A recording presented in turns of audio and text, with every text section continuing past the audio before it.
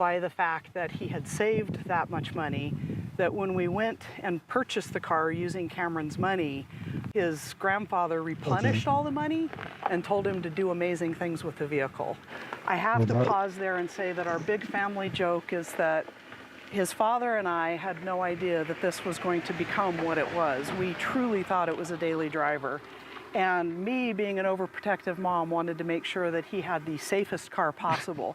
So I insisted that it was a low mileage vehicle, and I insisted that he bought a certified Toyota from a dealer because I wanted him to have a warranty. About 2 weeks after he had purchased the car, he didn't even have his driver's license yet, he started pulling it apart, and it was in pieces all over our garage. And I was just completely mortified because I couldn't believe what he was doing. And then when he took out a saw and started cutting into it, I was beside myself. And little by little, as pieces got cut off and taken away, we started realizing what happened. And the family joke is also, we never really realized what the car was going to become.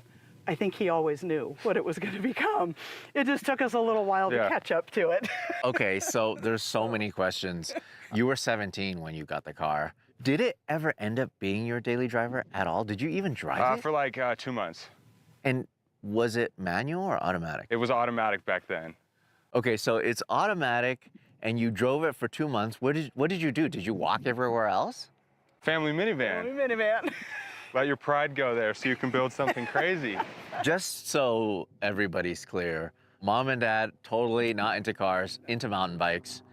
How did you get inspired to get into cars? So honestly, it was just the artistic element. I was always into the physical art and like just painting and that sort of thing.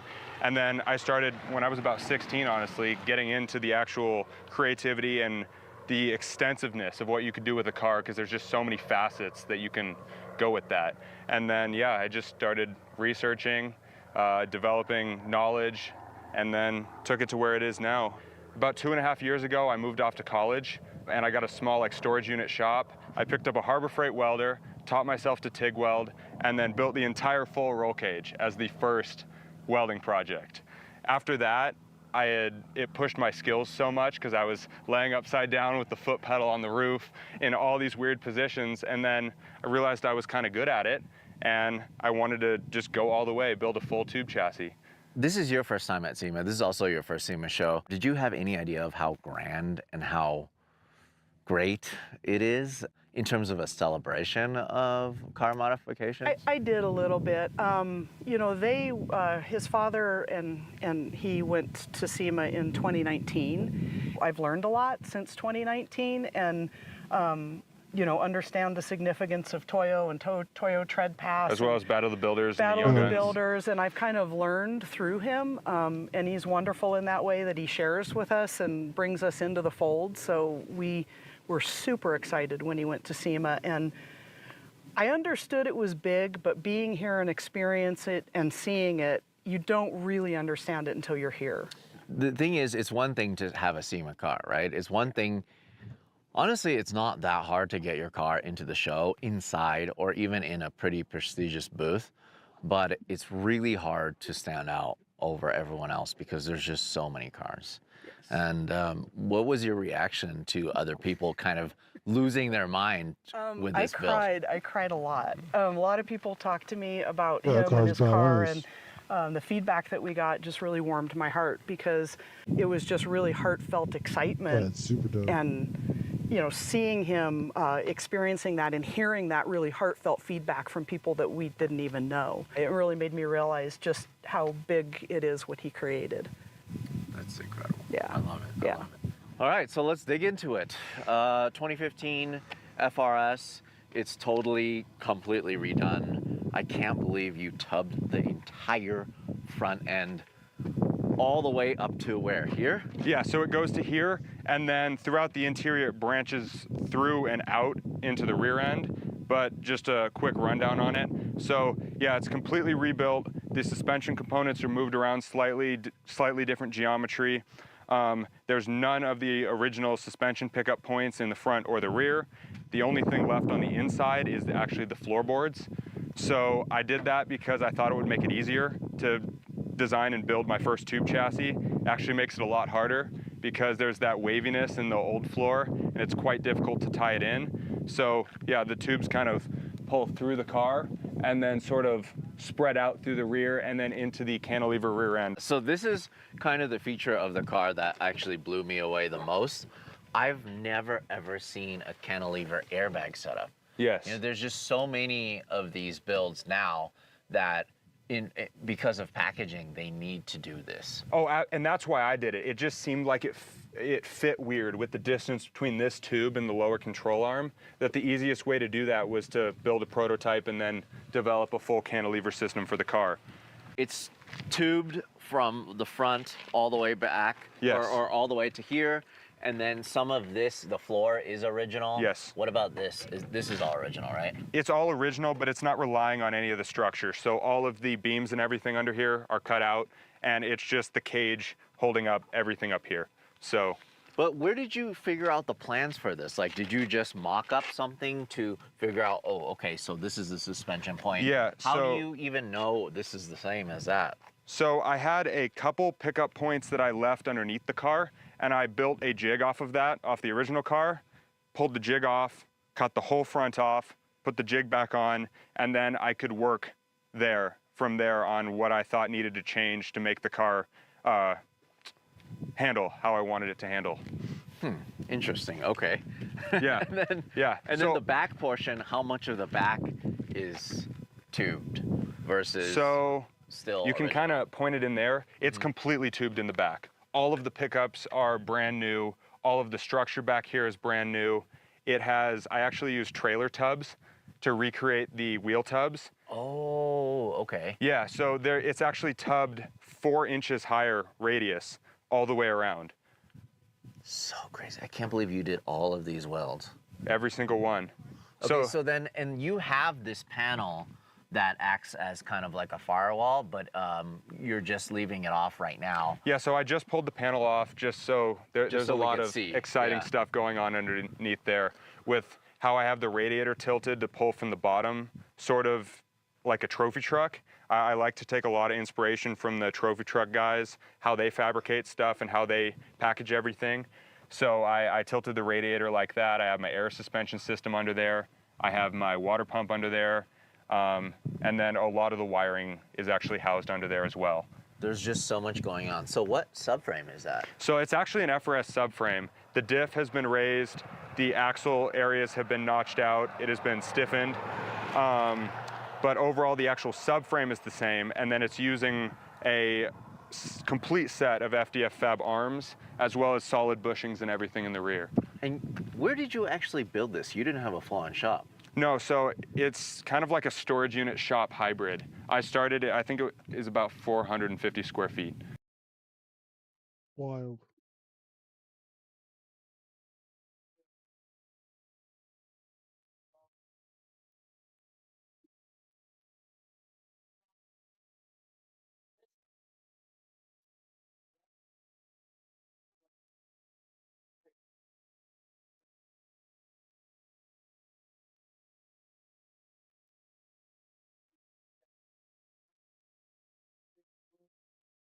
The right thing to do is what we're doing. We're going to get our jobs back, and we're not going to be left at. Now, I will say this, that already Canada, and I respect very much, as you know, there's a very strong man in Canada who said he was going to charge a surcharge or a tariff on electricity coming into our country. He has called, and he said he's not going to do that. Okay, he's not going to do that. And it would have been a very Big bad surprise. thing if he did. And Anybody could have expected that, so I this. respect that. We've been treated we saw, very this unfairly was by from Canada. yesterday. We've been treated very unfairly by Mexico. But we've been treated very unfairly by every country all over the world. The European Union is horrible, horrible. And we're going to get it back. And I have a choice. I could just coast, and eventually there'd be a blow up down the road, maybe a long way. But we owe $36 trillion, and we're going to get it back. We're the biggest, we're the best, and I'm very optimistic. I have to tell you, I'm very optimistic about the country. That was President Trump on the news that Ontario's Premier Doug Ford today backed off his threat of a 25% surcharge on electricity exports to Michigan, New York, Minnesota, after President Trump doubled his tariffs on Canadian steel and aluminum imports to 50%. Joining us now from the Senate DOJ and Senate Budget Committee, he's the one and only Nebraska Senator, Senator Pete Ricketts. Senator, we are so excited to have you on. Thank you so much for joining us. What is your take on this tariff fight? We're seeing high tariffs out of Mexico, Canada, and China, anywhere from 10% to even 50%. What do you make of this? We know the market's hitting turbulence. America has been abused for years. Do you feel the White House, the Trump team, is communicating to the markets exactly what the problem is and what the end game is? What do you think? The Trump administration is being very clear. In fact, the president's been very clear. He's really got two uses for tariffs. One is to get countries to do what we want them to do. That's the main one. Yep. For example, Canada and Not Mexico. tired of winning. I mean, like, the thing is that, like, and I hope you guys know that I'm memeing, is that, like, I'm not a big fan of the aggression on Canada. Now, I think that, like, doing it, if, like, we're at a trade disadvantage, I think that's different. But, like, in terms of, like, an ideological perspective, like, I am not ideologically aggressive towards Canada. Like, just keep that in mind, right? Like, we meme about it, calling Canadians future Americans, everything like this, right? But it's not really what I think. But it's funny. He wants to end the flow of fentanyl into our country. It's the single biggest killer of our young people, age 18 to 45. 70,000 people a year die from it. So it's one of the things the president's taking very seriously to end, as well as illegal immigration. He also is looking to level the playing field for American companies. The average weighted tariff that we charge products coming into our country is 1.5%. The rest of the world charges our products an average of 6% tariffs.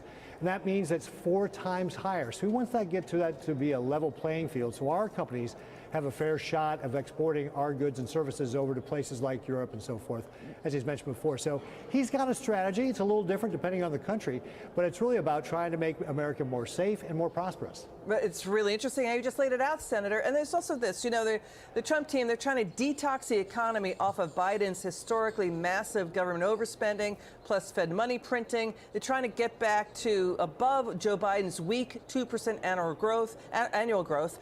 They're trying to do deregulation, unleash U.S. energy, unleash U.S. manufacturing, make the tax cuts permanent, and stop the flood of illegal aliens pressuring the system. We can't run $2 trillion annual deficits anymore, but I really want you to take a reaction and listen to Press Secretary Caroline Leavitt today. Listen to what she said. Watch.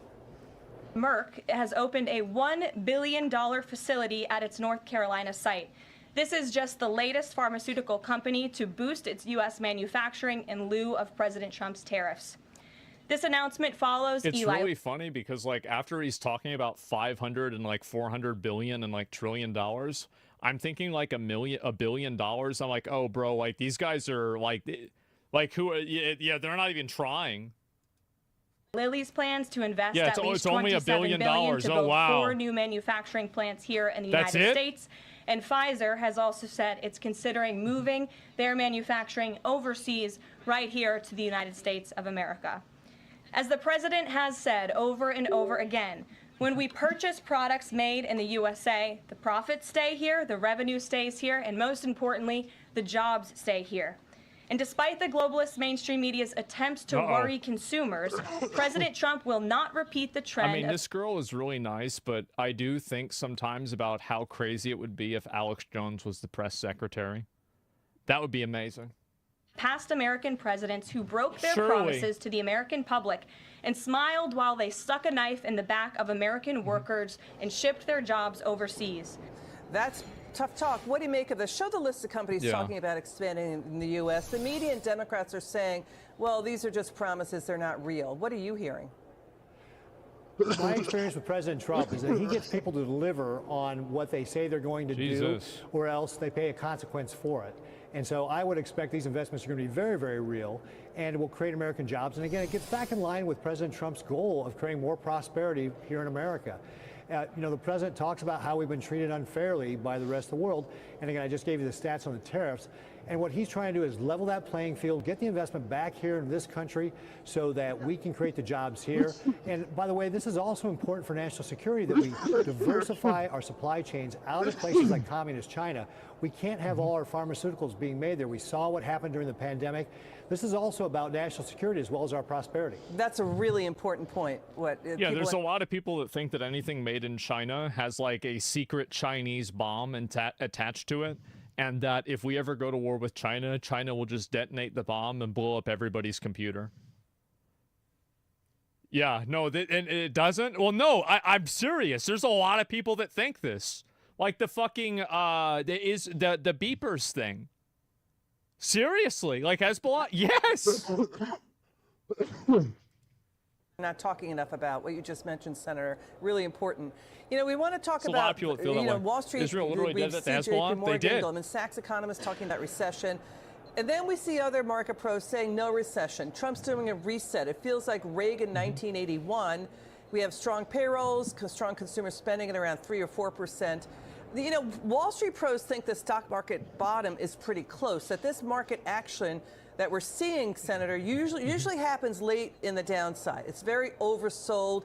We had an ugly rotation out of big tech into safe haven plays. We saw that happen in the tech bubble burst in 2000. The rest of the market did fine back then. Can you talk to us about how this feels like Reagan 1981? Slow stagflationary growth, couldn't tell you. Government overspending, and then the Reagan tax cuts, Senator. Yeah, absolutely. There's a great analogy here. I was just a kid back in 1981. But we can see what happens when you deregulate the economy and you bring your taxes down. We saw it during the Reagan administration, and we saw it during the first Trump administration.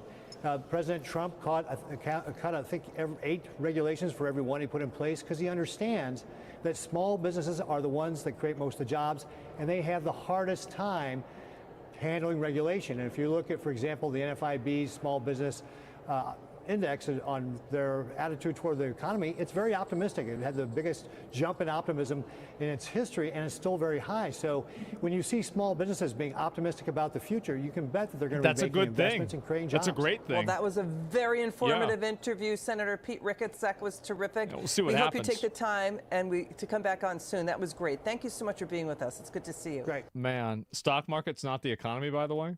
Well, I mean, it's important, right? But like, it's not the only thing, of course. But like, yeah, I wonder what's going to happen with all these countries. When all these countries have, these companies have their stuff here, and it's all automated. Because I think this is what's going to happen. I feel like a lot of these factories, like they're actively trying to do this as fast as they possibly can to like automate this as quickly as possible. So that's what I'm kind of countries. Okay, guys. Yeah, Trump mentioned that. Yeah, I don't know what's going to happen with it, because personally, I think that could be a huge thing, because like you're going to have all these people and putting their money out there for this, and they're kind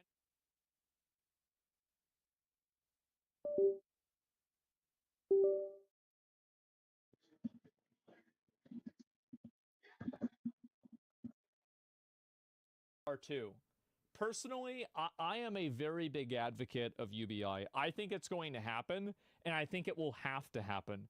The only way that it doesn't happen, this is the other way it cannot happen, is if they take everybody that's poor and they put them in jail. That's the only thing that they can do. Yeah, what's UBI? Yeah, take all of the poor people, like half of the people, and they put all of them in jail. And what's UBI? Universal basic income. They already do that. Yeah, but like not as much as they could be, right? I mean, they could be doing a much better job.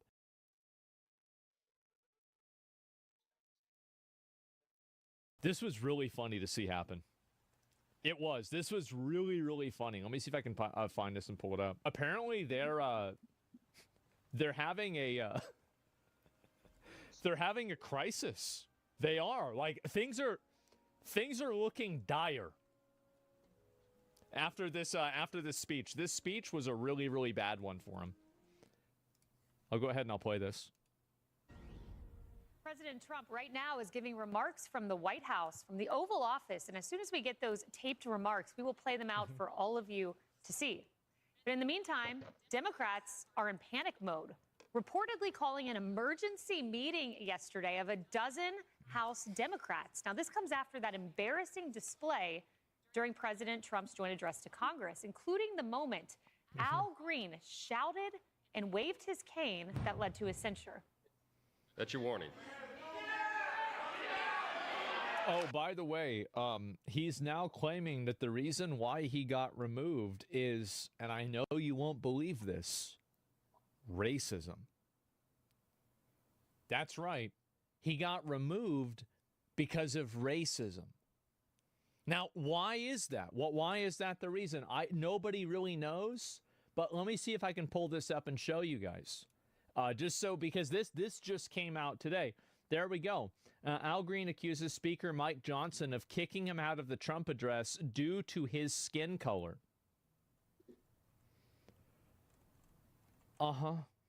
Right. That's the reason. Yep. I'm sorry, but like that shit is DR'd. Nobody's believing that anymore. They kicked you out because of your skin color. No. So stupid. Hello, everyone. This is Outnumbered on this Friday. He was kicked out because of the content of his character. He's kicked out. He's fucking yelling, interrupting his speech. Literally any other situation where a person is doing something and other people have come to observe that person doing something, if one other person in the audience starts interrupting everything, that person eventually gets thrown out. You do that in a concert, you get thrown out. You do that in a movie, you get thrown out.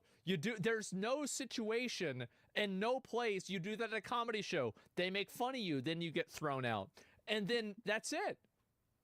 At school, yeah, you do that at school. You get detention. This dumbass skin color? It's a mindset, unfortunately. You mentioned optics before. Do you think the Democrats made him interrupt because of his skin color? No, I don't think so. I think he acted by himself.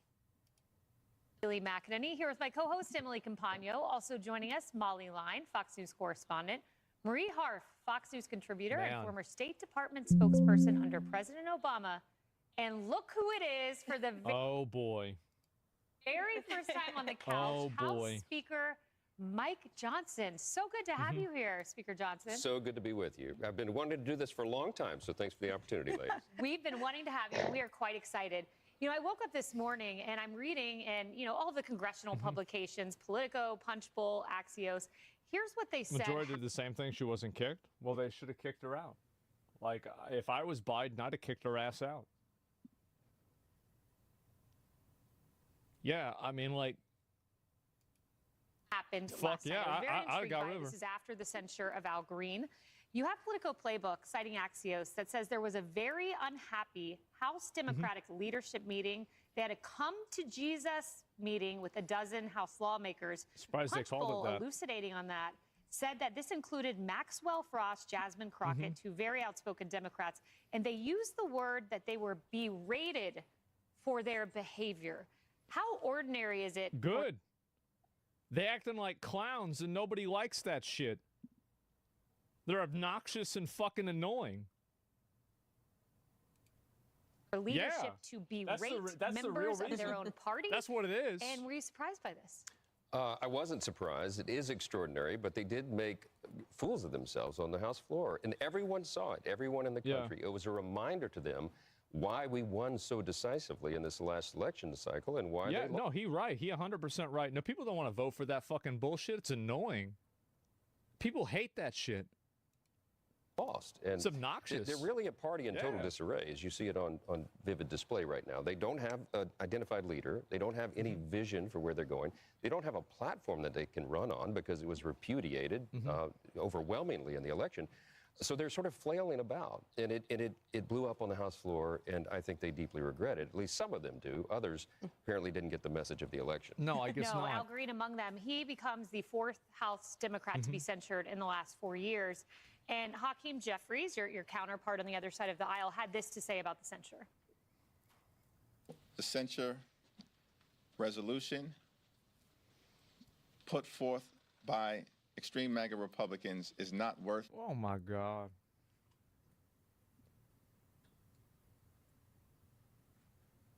Just sit down and listen to the fucking speech and quit yelling. It's not hard. It's so easy. It's so fucking easy. Why can't you just do that? Oh my God. That's not extreme. That it was written on.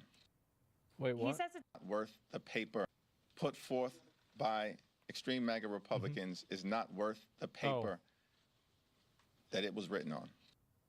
He says it's not worth the paper, and House Freedom Caucus members are asking to put forward a resolution to remove Al Green from his committee assignments. What are your thoughts on that? Well, the interesting thing is he was censured for disrupting the proceedings of the House. And while I was reading the censure that was voted in, by the way, by 10 House Democrats who joined Republicans in that, they disrupted the proceedings of the House. So there's some irony there. We have to keep decorum. We have to keep control of the proceedings because we're the great. Exactly.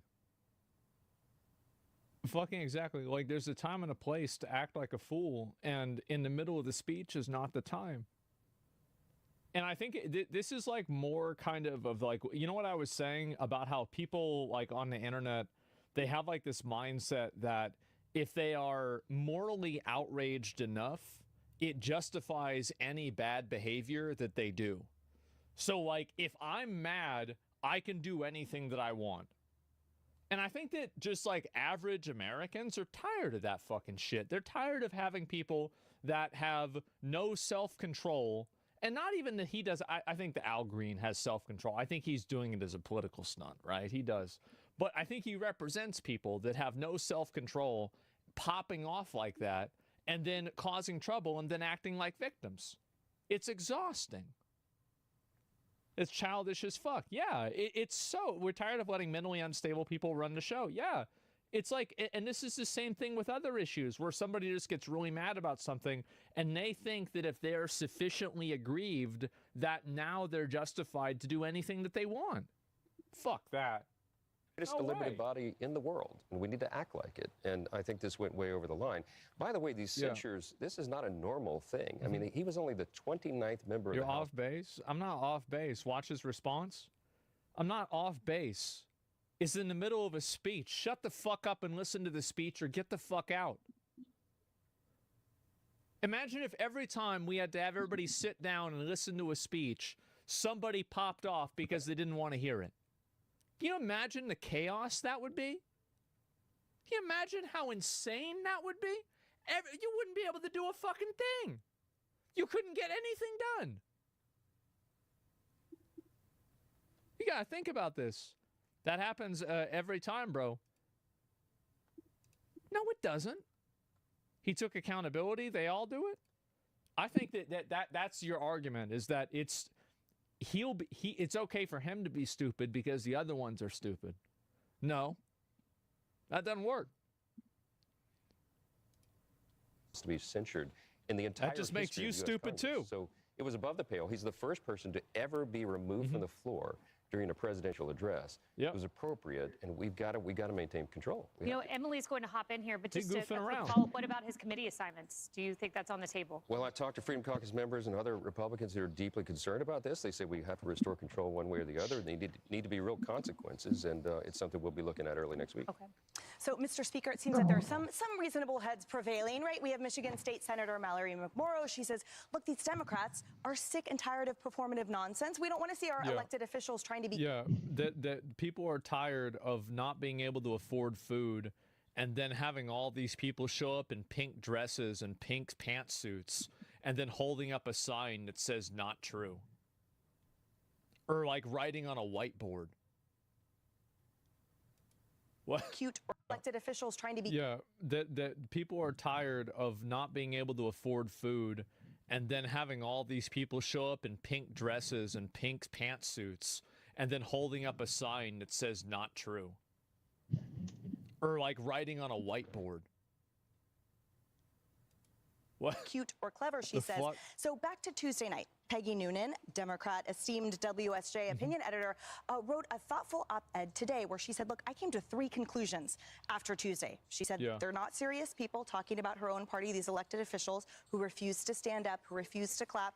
2, their job was to show they are an alternative to Mr. Trump, and instead they proved why he won. And then her third and most important, she said, they will continue to lose for a long time. And she talked about how to stand and cheer, to show support for these incredible Americans that were there that evening was to show love. And instead, she said, they brought the hate. So my question... Is she right about this? Yeah, they look like retards. They look like angry retards. Quote the Black Eyed Peas, which I got to see in concert 100 years ago. Where is the love, Speaker? And do you think that Democrats will listen to these reasonable voices? I think most of them won't. And you saw that. He's right. They won't because they've been totally captured by their radical side. That's it. And you're even seeing this happen with, like, there's been a lot of people on the internet that were really mad at Gavin Newsom for saying that, like, he didn't support, like, transgender women in women's sports. They were mad at him for that. And so, like, now, like, I feel like there's been so much extremism, and I feel like one of the really big components of the extremism, I think, was probably, like, the Israel-Palestine thing. And that's probably the biggest example of the divide. I think that's the biggest example of the extremism really kind of being dialed up to 11. Hey, Gavin made Callie an abomination. Fuck Gavin. I'm just saying that, like, a lot of people that are on his side are now against him because they're mad that he said that. By their There's vote. a lot They of voted extremists. against Century Now Green. They're doubling down, tripling down on their failed policies and their message, and it does not resonate with the people. Peggy Noonan used to be a speechwriter for Ronald Reagan. I mean, she's a pretty keen observer of politics and human nature, and what she's seen here is a trend that no one can deny. They're acting like goofy fucking retards. That's it. Nobody wants to see that.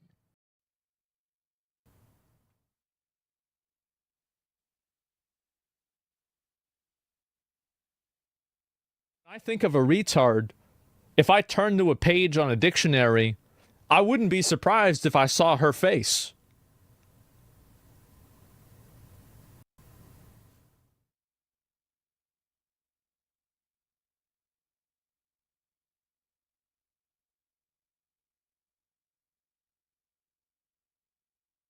Louisiana, in the Deep South, there weren't many Republicans. I didn't know many.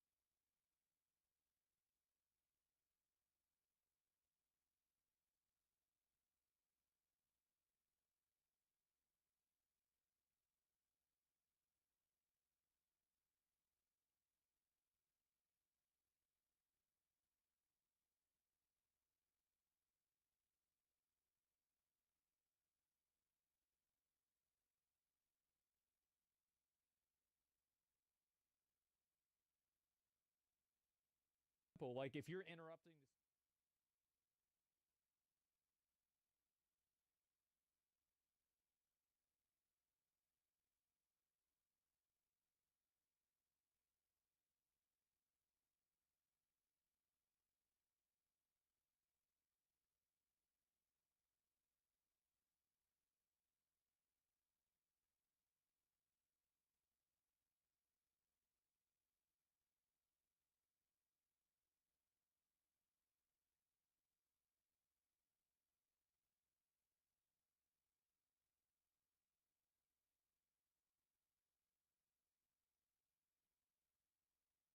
Election cycle and govern for many years to come.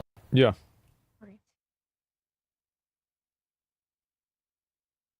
yelling "You lie" at Barack.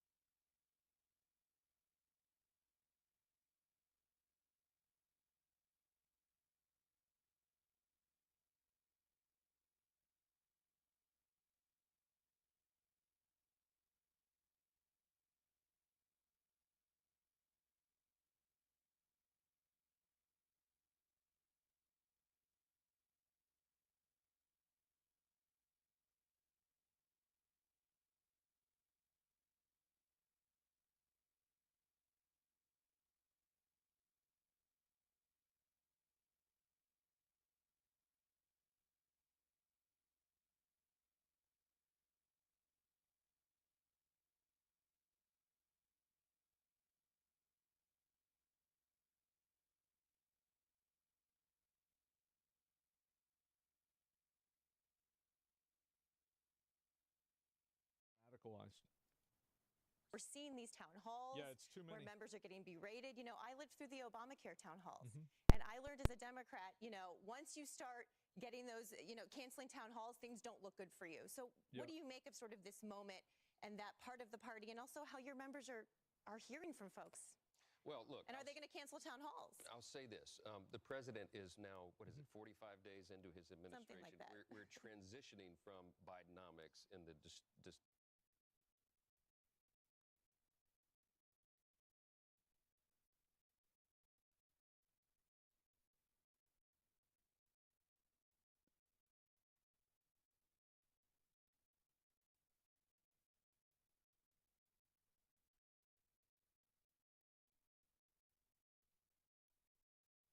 in many cases, paid protesters. You got George Soros. They're very well organized.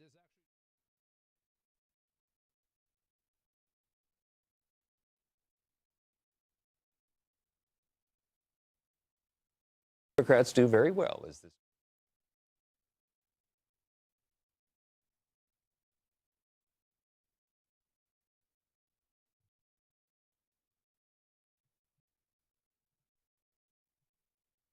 Of these Republican members can't actually make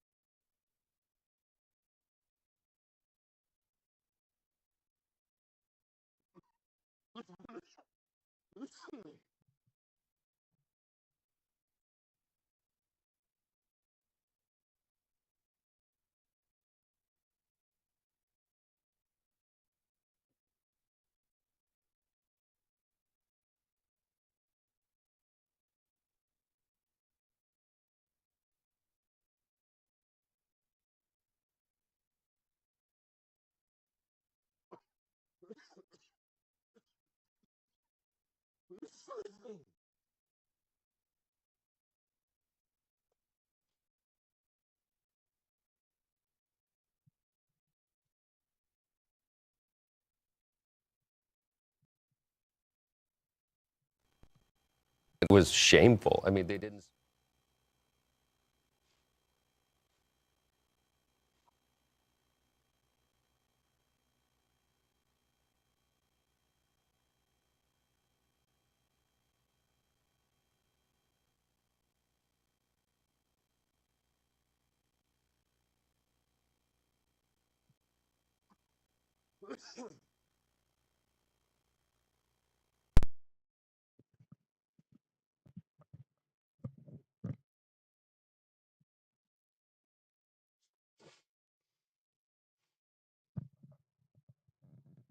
Explain their way out of that.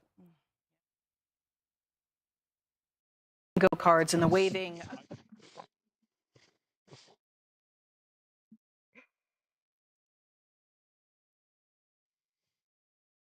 Pushed out.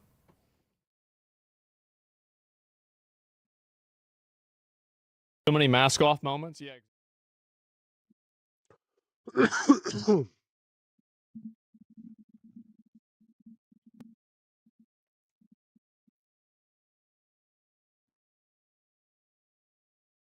Whatever.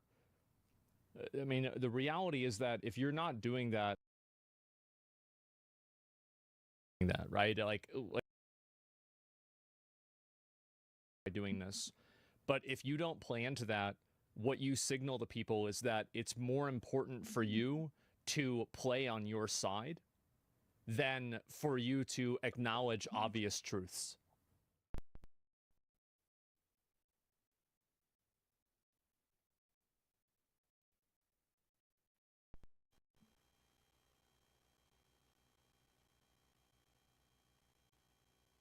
This has been like an ongoing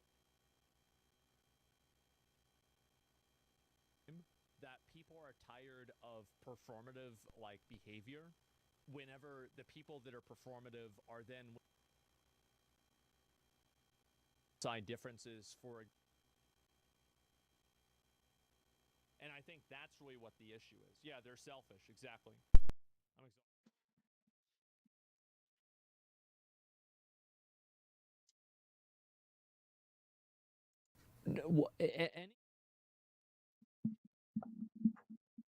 Saying is that it is a political prop.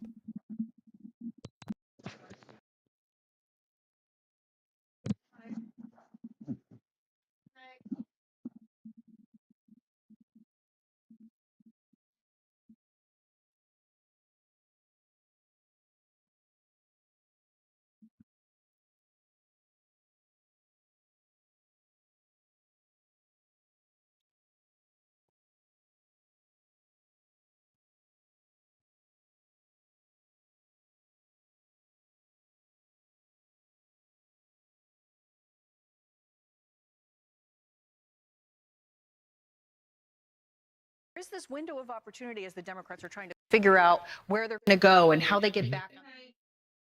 Well, they're definitely throwing a little spaghetti against the wall in a lot of different respects. Here we are, we're about to go into a pretty intense period. Go to bed? Yeah. Okay. All right, get some rest.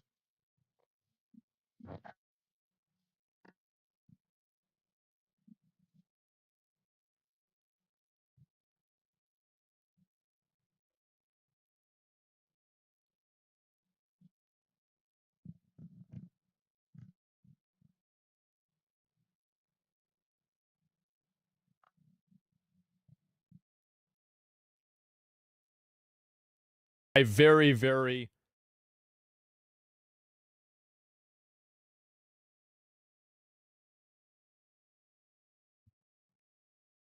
I don't think it's going to happen. The moderates. There's only a small handful of moderates left, and that's been on display here over and over. And they try. Republican appropriators are negotiating in good faith.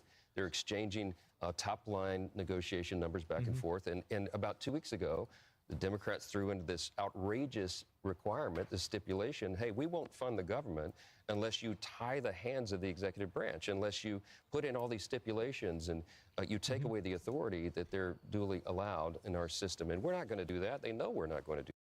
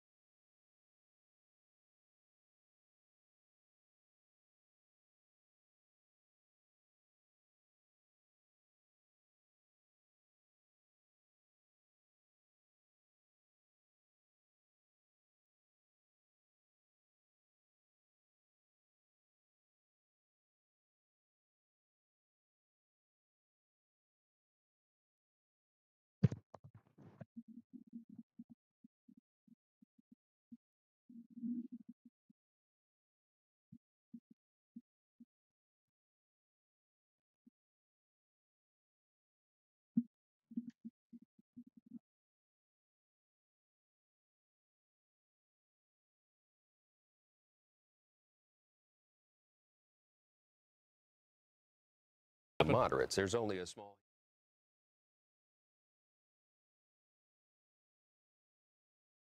The appropriations process. The Republican appropriator.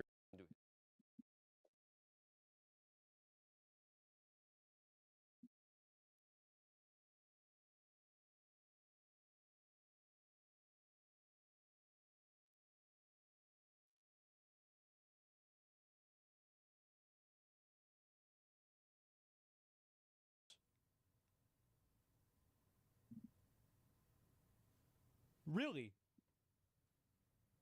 Somebody got to say it, right? Damn.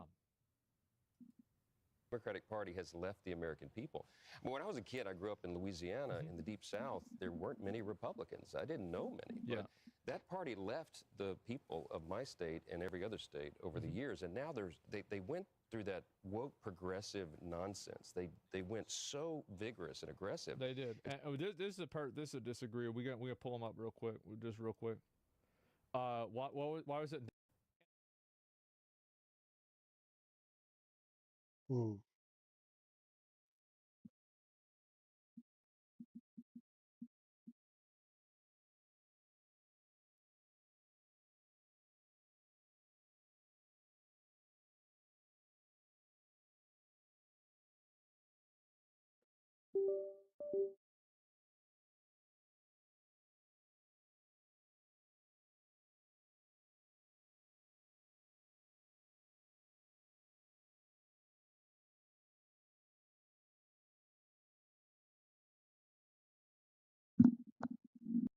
Example of the extremism.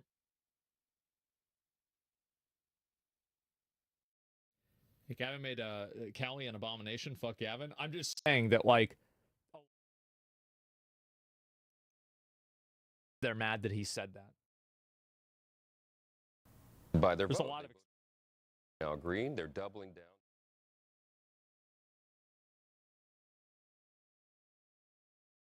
Used to be a speechwriter for Ronald Reagan. I mean, she's a pretty keen observer of politics and human nature.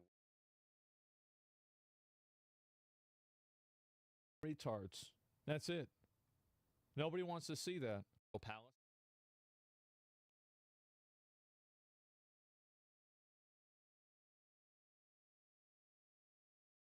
Down on their failed policies and their message, and it does not resonate with the people. Peggy Noonan used to be a speechwriter for Ronald Reagan. I mean, she's a pretty keen observer of politics and human nature, and what she's seen here is a trend that no one can deny. They're acting like goofy fucking retards. That's it. Nobody wants to see that. Taylor Greene.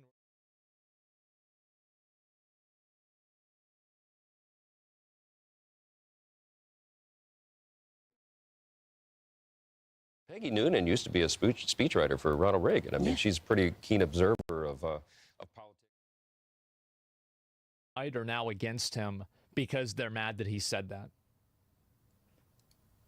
By their There's vote. a lot They of voted extremists. against Century Now Green. They're doubling down, tripling down on their failed policies and their message, and it does not resonate with the people.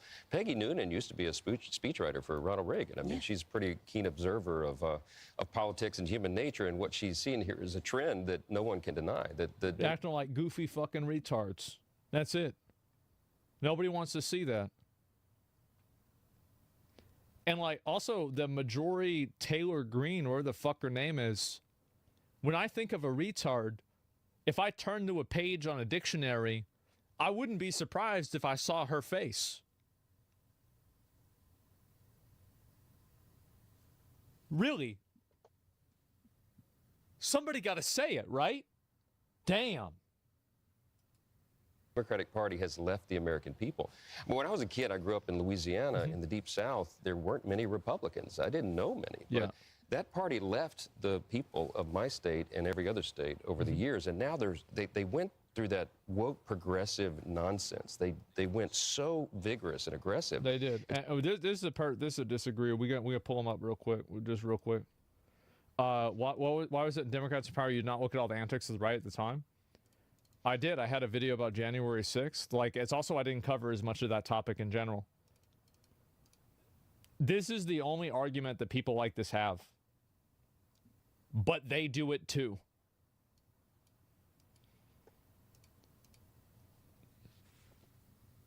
That doesn't work on me. It doesn't. It doesn't work on me. It doesn't work, like, because I don't support that either. So it's not relevant. Like, you're arguing with somebody that doesn't exist.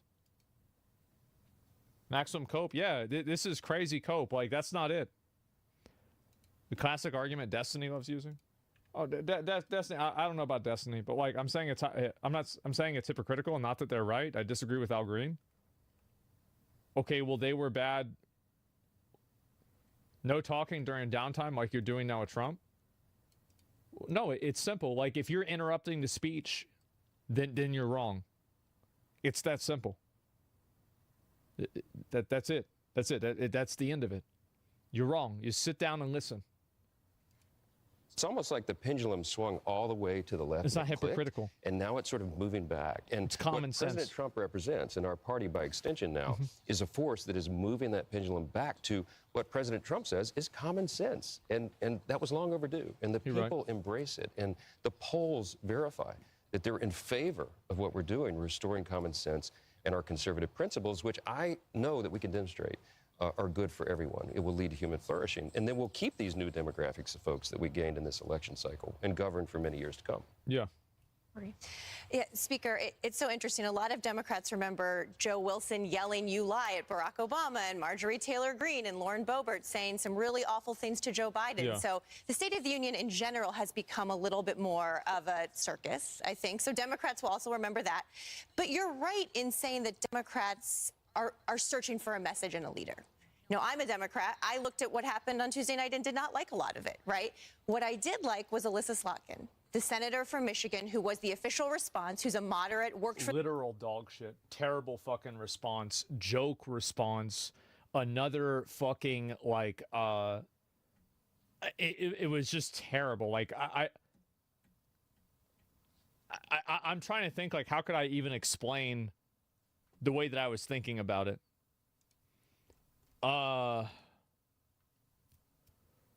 It's a Karen response. Yeah, it's a basically. I mean, I don't even know. Like, it was just weird. You know what it reminded me of? It reminded me a lot of like, I don't know. I'd have to really say it. Like Bernie Sanders. But what did she say? Just a bunch of stupid shit. Like I don't remember even looking at all of it. Can you find it and show it?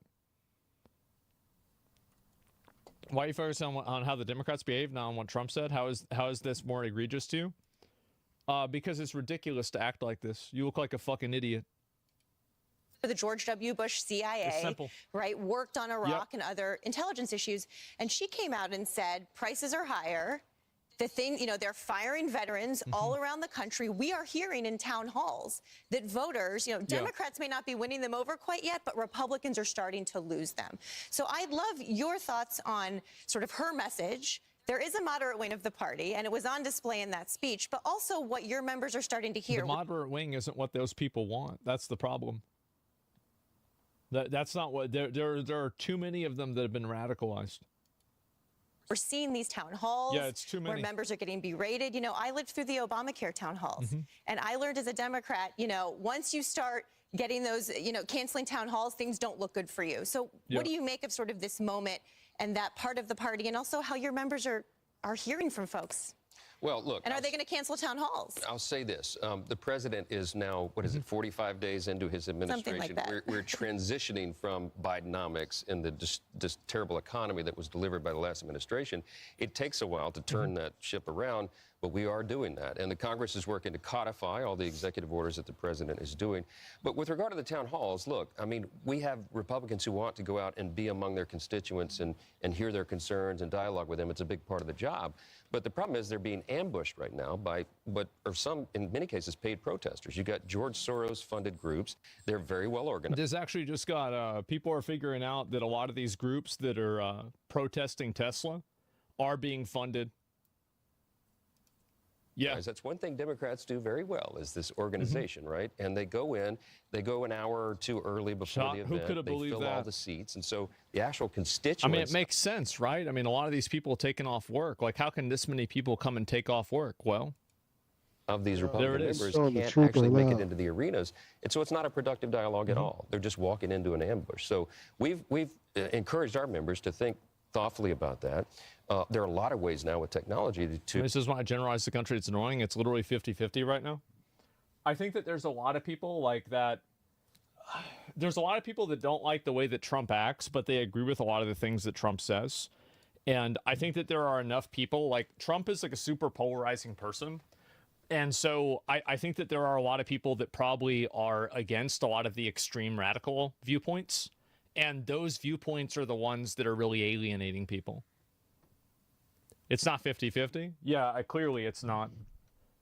No, I think that if you go and you ask a lot of average people like what they think about this stuff, because like, again, like you're talking about issues, like look at opinion polls. Like you're thinking about like Donald Trump, like that's like thinking about one person. It doesn't really matter, right? What you really should look at are what the opinion polls are for different issues. And you'll see that in a lot of these opinion polls, it's not 50-50. It's not. It's like 60-40, which again, 60% is half again more than 40%. That's like if you have 2 people, they have 3. If you have 10, they have 15. That's not even close. You're thinking about one issue? I'm thinking about multiple issues. Look at mass deportation, trans sports. Those are 2 issues right there. Be in constant dialogue with your constituents. You can do telephone town halls and get 10,000 people on the phone at the same time. You can have small group meetings with industry or organization groups or various parts of your community, and it'd be very productive. So we want to do the job, do it well, do it efficiently and effectively, and walking into a staged production like that doesn't serve anyone's interest. Speaker Johnson, I know Molly has a question for you, and we're going to get to that in just a moment. Forced vaccine transport, but I noticed something this week. I looked back at Biden's State of the Union last year, and I saw you stand when he mentioned John Lewis. And I saw you stand when he mentioned standing as America to get the hostages freed from Hamas. You were able to recognize those common humanity moments, and it doesn't appear that your colleagues on the other aisle were able to do that for DJ Daniel, a cancer survivor.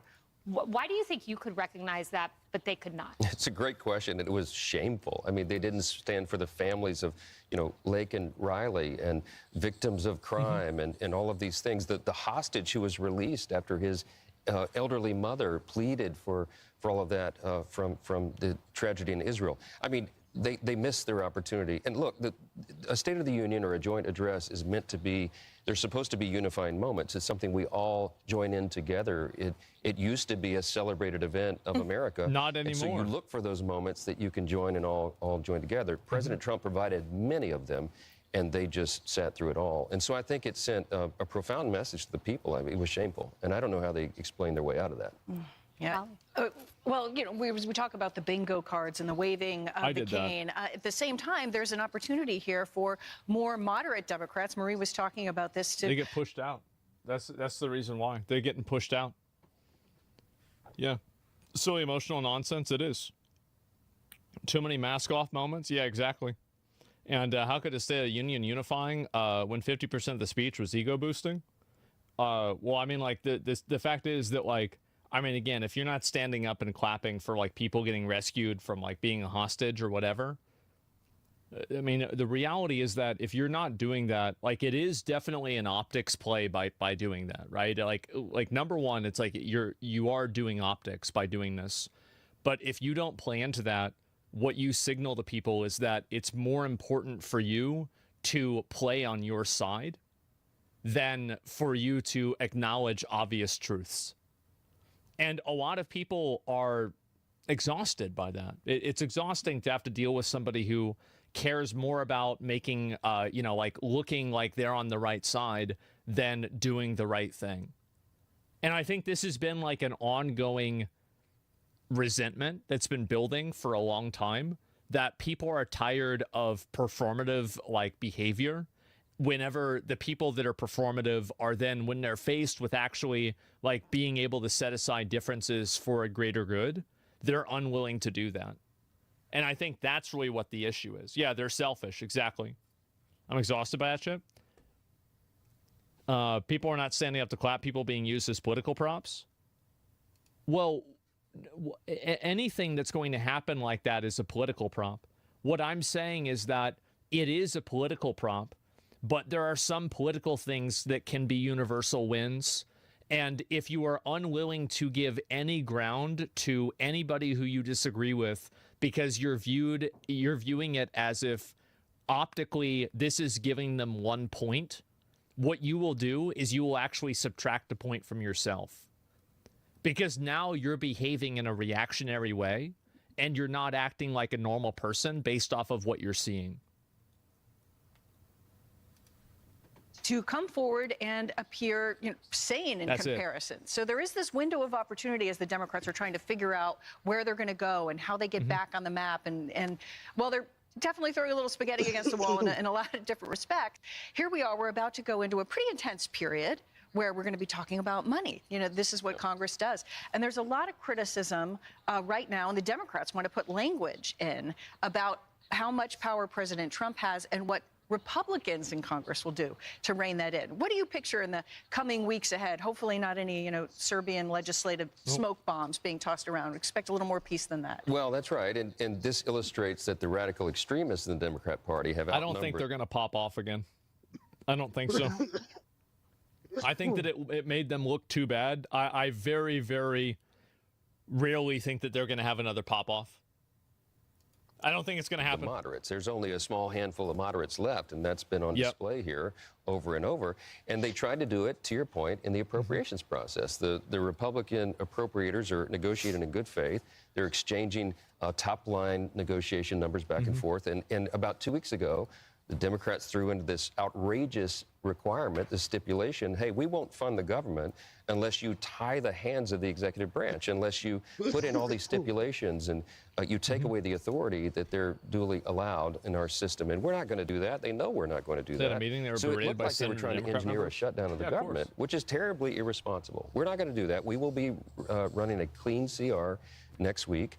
And what that will do is allow us time, allow the White House and the administration to continue the DOGE efforts, finding all these extraordinary levels of savings and waste. Transgender mice. On abuse. We'll be able to incorporate that into the budgeting for FY26, which will start immediately after we're done next week. And so that's going to be a great innovation. I think it's going to change the way government works. I was going to make with gay Elon Musk in mice his next. office across this parking lot from the White House about a week ago. Late at night, we're meeting, and I said, we're both getting increasingly excited about all the savings that he's finding. And I said, we're looking at this differently. You think of it as a data analyst and a scientist. I'm looking at this as a constitutional law attorney and a historian. Elon, it's not just about saving money. This is revolutionary. We're going to restore the founders' original vision for the Constitution. They wanted a limited federal government that had careful oversight by Congress, but Congress hasn't been able to do that because they've been hiding the data. He's found it. It's going to change the way we do government. Speaker Johnson, you had a viral moment with Vice President J.D. Vance during the State of the Union. It was joint address to Congress, I should say. It was a hot mic moment. We want to play that. By the way, I think the speech is going to be great, but I don't know how you do this for 90 minutes. The hardest thing was doing it during Biden when the speech was a stupid campaign speech.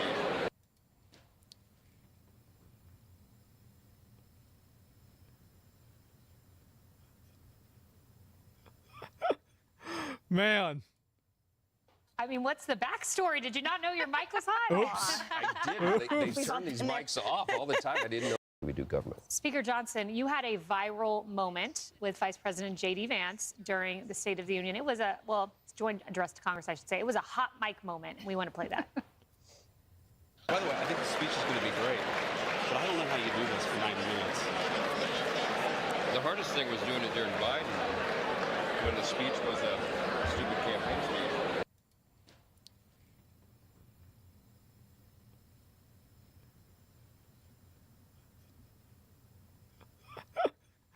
Man.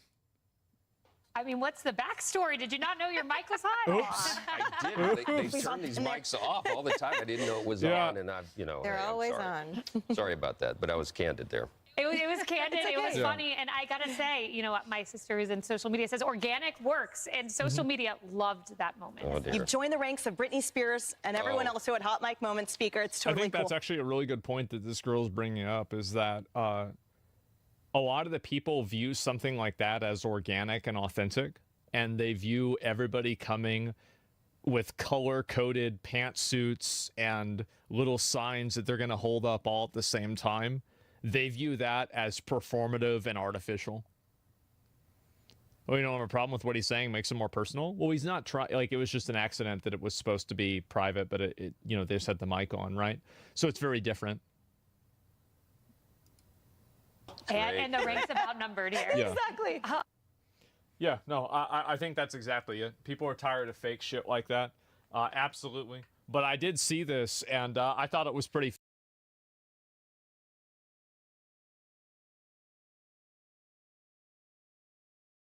funny. Authentic does not equal sane.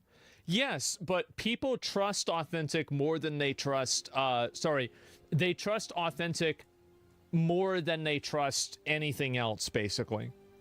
Because at least they know they're getting a fair shake and they're being treated in a way that's, like, kind of accurate, right? And that's really the difference. Fake shit about transgender mice, wasn't it transgenic? It was trans something mice. That's it. They got to defund it, guys. They got to stop it.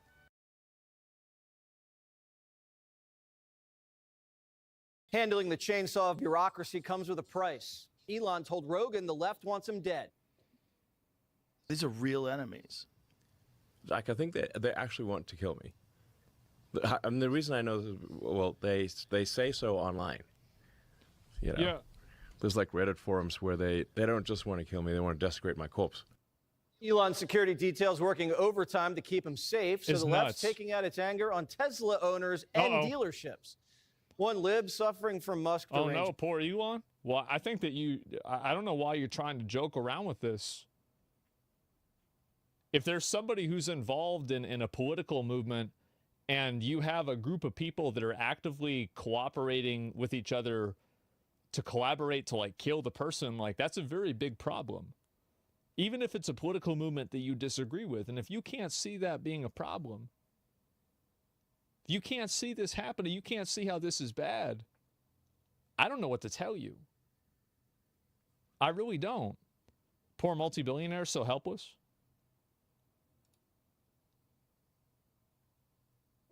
What do you think it's okay to do this? No, real quick. Do you think it's okay you post death threats on people or not? Is it okay to, like, how much money is it to where if you can post a death threat on somebody, it's okay? How much? What's the amount? No, of course not. Not okay. Then why are you making light of it? Why are you trying to turn this into a situation that it's not?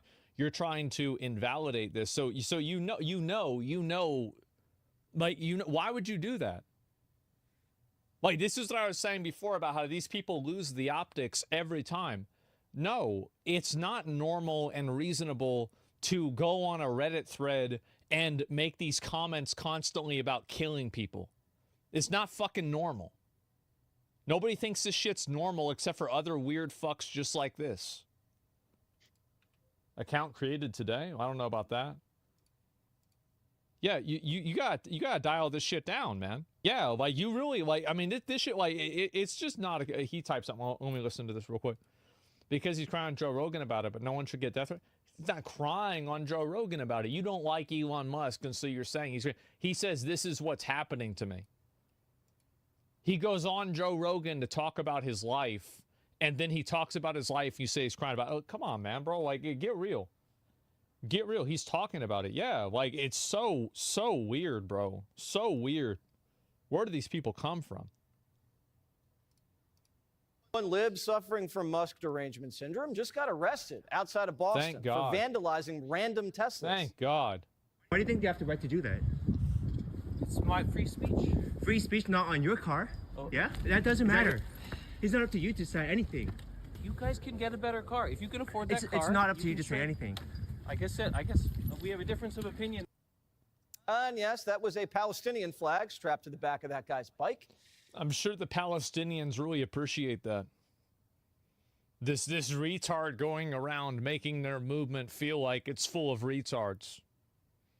In a different incident outside of Boston, half a dozen charging stations were torched overnight, and the suspects are still at large. On the West Coast, a radical lefty activist was charged with firebombing and shooting up a Tesla dealership.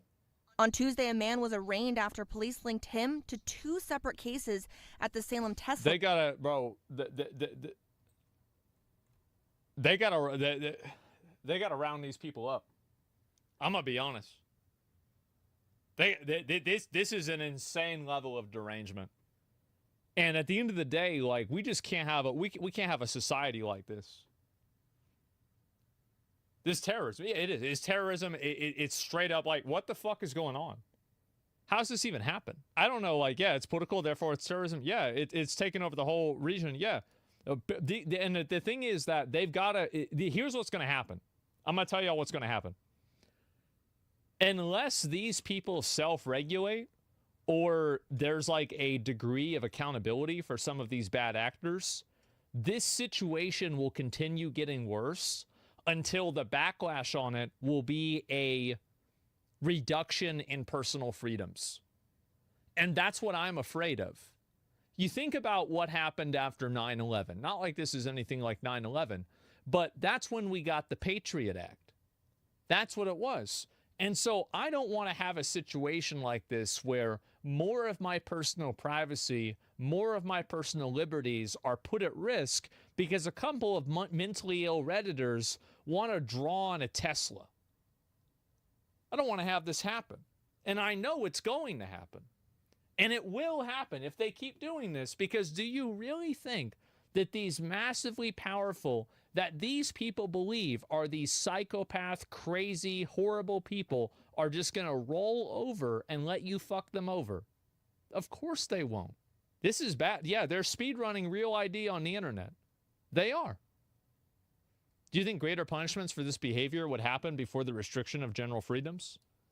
I don't know. It depends on what the catalyst is. Yeah, this is bad.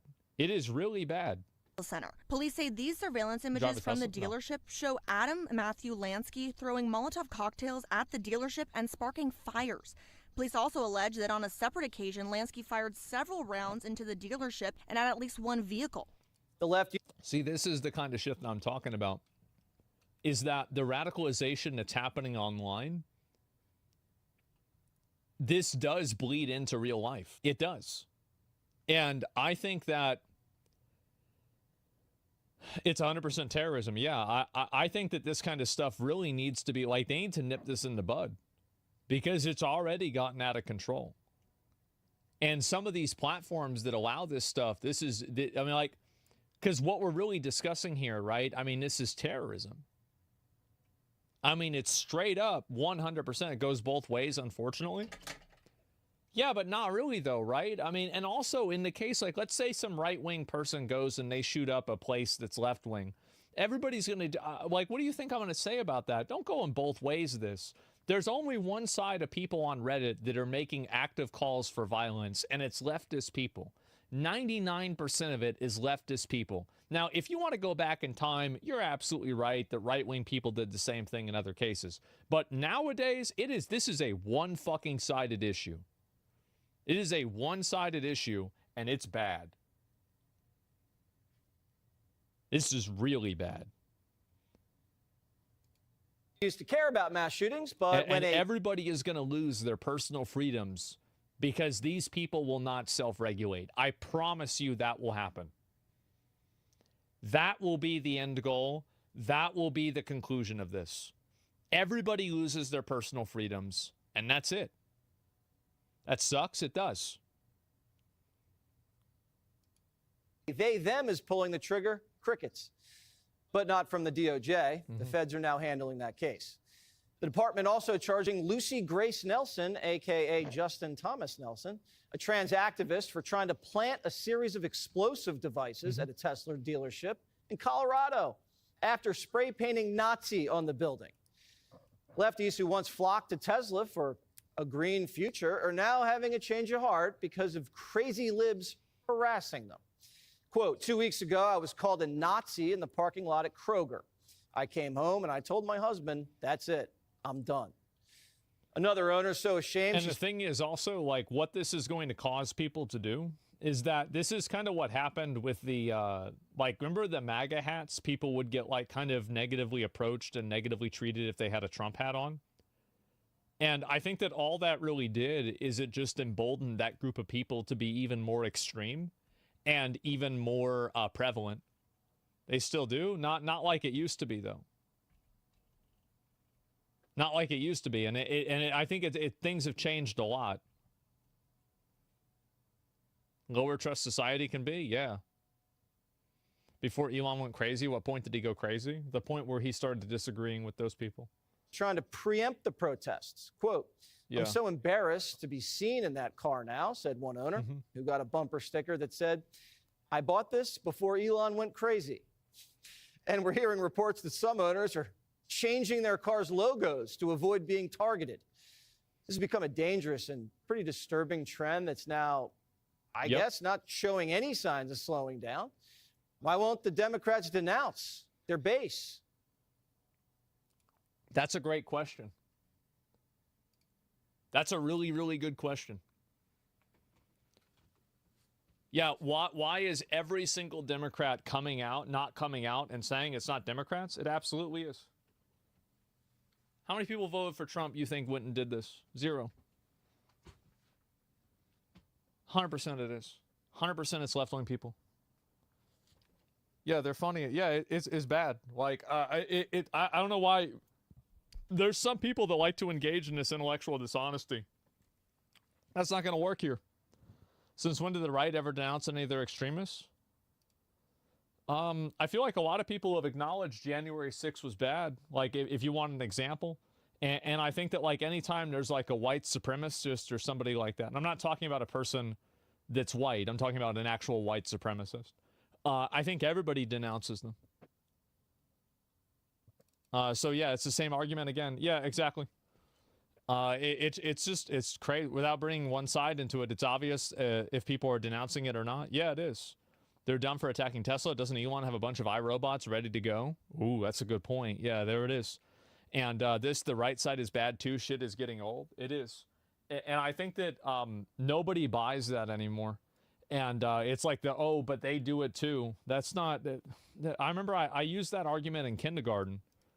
It's a child's argument. And anyway, let's see here. I denounce all violence as a Trump voter. Yeah, it's that simple. But anyway, I saw this, and these people basically are engaging in terrorism. That is effectively like whenever you go when you're burning shit down like this right here, this is a terrorist. Like, I don't really see a big difference between somebody in ISIS and this guy.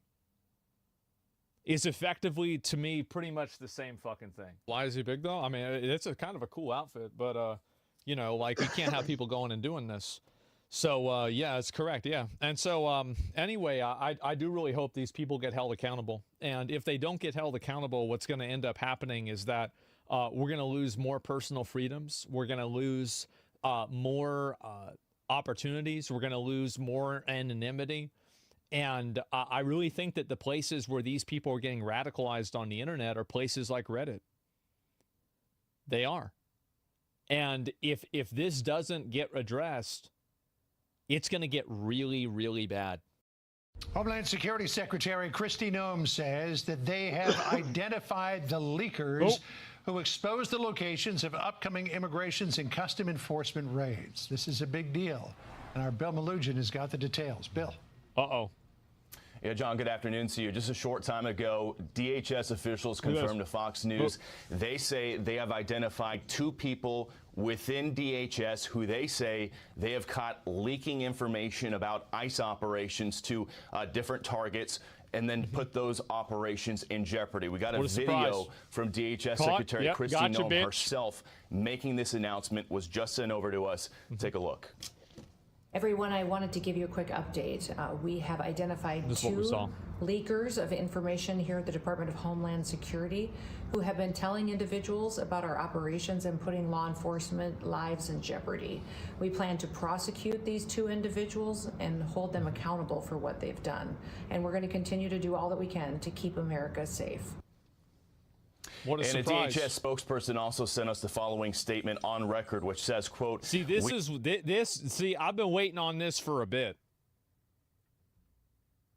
I've been waiting on this for a while. Thank God. We are preparing to refer these perpetrators to the DOJ for felony prosecutions. These individuals face up to 10 years in federal prison. We will find and root out all leakers. They will face prison time, and we will get justice for the American people. Now, to that point, we do want to point out that this is just a referral. It is ultimately going to be up to the Department of Justice on whether or not they want to move forward with prosecutions of these alleged leakers. You have to keep in mind. I think they should do it. I think they should put them in jail as long as possible, just to set an example. And also, the people that are doing this are, I mean, they are facilitating crime, and they're putting people at risk. Like the officers that are going to raid the place and everything. Like they're literally putting lives at risk. I mean, it's a second order effect, but it's absolutely caused by these actions. Make an example? Yeah. Like what AOC did. AOC is very different. AOC provided publicly available information to the public en masse. These people provided confidential information to the public. That is very different. Individuals, whoever they are, will also have due process, and they would have to be either found guilty or put in a guilty plea if we want to talk about any sort of prison time. But guys, this is obviously very significant. You're looking at video from an ICE raid in Aurora, Colorado last month. I was on that operation. It failed. It leaked. There were media reports that the raid was coming days in advance. The same thing happened for an operation here in Los Angeles. Another operation in Virginia just leaked a few days ago. There was also another leak in Chicago. These leaks have been widespread. It has happened multiple times. They have seemed to be getting worse and worse. And we've seen people from the Trump administration going on television. Yeah, they got to root these people out. Literally giving classified info to criminals. Yeah, it's really kind of crazy, isn't it? That these are people who are actually just disseminating classified federal information to literal criminals that put law enforcement at risk. Straight up, like, that's insane. Should be treason? I don't know about that. Like whatever the most they can do is what they should do. That these leaks are putting ICE officers in jeopardy. It's putting the operations in jeopardy, and that they're going to track down, find these leakers, and prosecute them. And according to DHS and Secretary Noem, it appears they've taken the first step towards that process. Again, they say they've identified 2 people within DHS. That's important. They're within the Department of Homeland Security, so they're privy to this information. and they're going to seek to prosecute them. They'll send those referrals over to DOJ. DOJ will take a look at it. It will be up to DOJ to decide whether or not to move forward with any type of potential prosecution. Top of being criminals, some breaking news here on this Friday for you guys, John. It's dangerous because these gangs have explosives. They could set a very dangerous trap if they want to protect these criminals. Oh, absolutely, yeah. I mean, it's cooperation with a foreign entity against the best interests of the American people, light treason. The only reason why I don't know if it's treason is that I don't know if treason requires you to be aligned with a specific other country. That's the only reason. Like, and again, like, this is above my pay grade. I'm not a lawyer. I don't know this. I assume that it did, but I could be wrong. All right, Bill Malugin for us with the breaking news update. Bill, thank you. It's close. Yeah, I guess so, right? Enemies foreign and domestic. Yeah, I guess so. But anyway, wouldn't it be possible there's cartel agents within U.S. government entities? Yeah, I think it's definitely possible that could be happening, or it could be something else. It's very hard to say what the actual reason is why this is happening, whether it's somebody who's compromised, whether they're doing it for ideological reasons, or what the reasoning is. I have no idea what the reasoning is, and I actually don't really care a whole lot. I just think that in general, if they're doing it, then whoever's doing it needs to be in trouble, right? I mean, it's really just that simple. Can it be considered terrorism? No, I don't think so. Like, I'm fairly certain that it's not considered terrorism, but I could be wrong about that. Maybe it is. So yeah. Did an officer in Texas get caught working for cartels? Oh, no, I'm sure that it happens, but it's not super common, right? And so, yeah, watch it be an inside job. Yeah, and I think also they need to punish the people that are working with people inside, too. They need to just be as aggressive with it as possible. Doesn't this strengthen Luigi's case? No.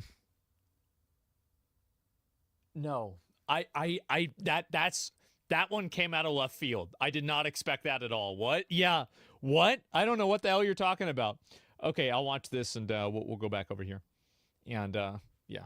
Does this relate to Luigi? Yeah, I don't know. I want to address what I know is top of mind for all Canadians. Uh-oh. Yesterday, I spoke with President Trump, and I reiterated the facts. Our border is secure, and less than 1% of the illegal fentanyl entering the United States comes from Canada. Even so, we took action with our $1.3 billion plan, all Canadians. Uh-oh. Yesterday, I spoke with President Trump, and I reiterated the facts. Our border is secure, and less than 1% of the illegal fentanyl entering the United States comes from Canada. Even so, we took action with our $1.3 billion plan to further strengthen our border. I also stressed that the tariffs the U.S. administration chose to impose will hurt American workers and businesses.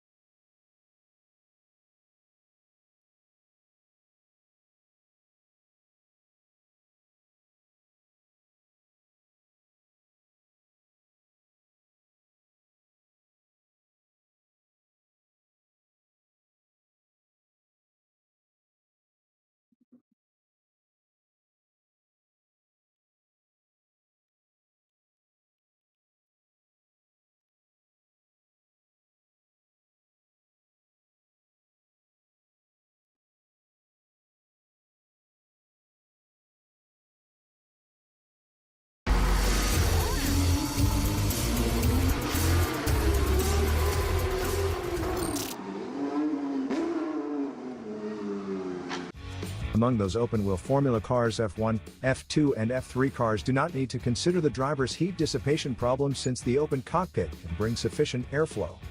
For Indy cars, because it has a relatively closed cockpit, ventilation duct pipes are added to the driver's helmet to dissipate heat.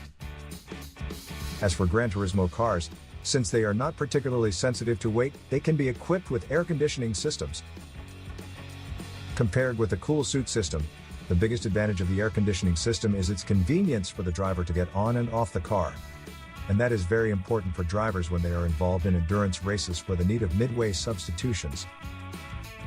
In fact, most of the racing cars were modified without air conditioning systems. It is because, first, the heat emitted from the air conditioning will reduce the heat dissipation efficiency of the car's water tank. Second, the air conditioning compressor will cause a load on the engine crankshaft, which will then affect the output of racing power. Now let's take a look at the air conditioning system inside a racing car. The first thing to notice is that the installation position of the racing car's AC system is completely different from that of a civilian car, which is placed in the co-pilot of the vehicle. More importantly, the air conditioning of civilian cars sends you cool air from its outlet. In contrast, a racing car's air conditioning system sends cool air into the outlet, also to the seat and helmet. You may try to guess how much the system costs, and we'll tell you at the end of this video. In fact, the entire air conditioning system is very small and is installed in the co-pilot's position. The intake air of the entire air conditioning system is actually hidden here, and it is transported to this machine through the pipeline here. The air conditioning system is made entirely of carbon fiber. That is because we try to subtract every gram of weight from the car.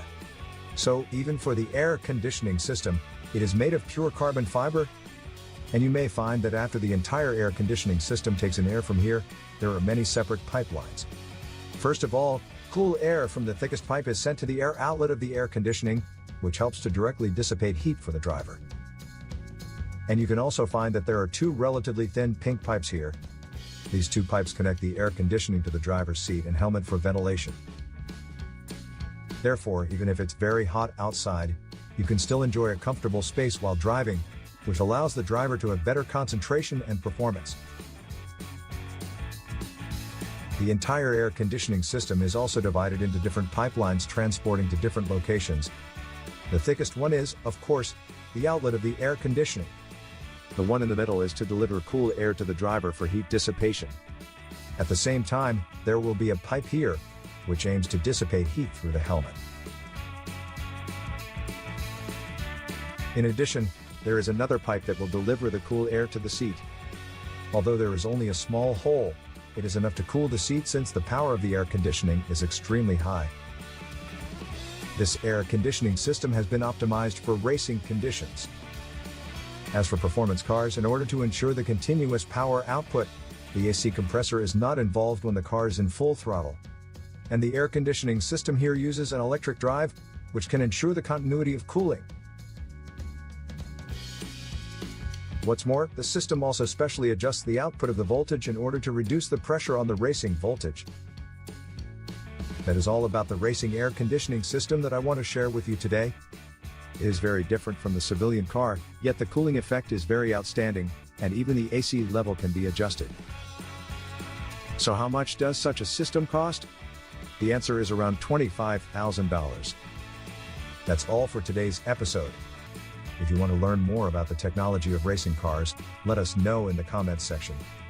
If you like this video, don't forget to like and subscribe. I'll see you next time.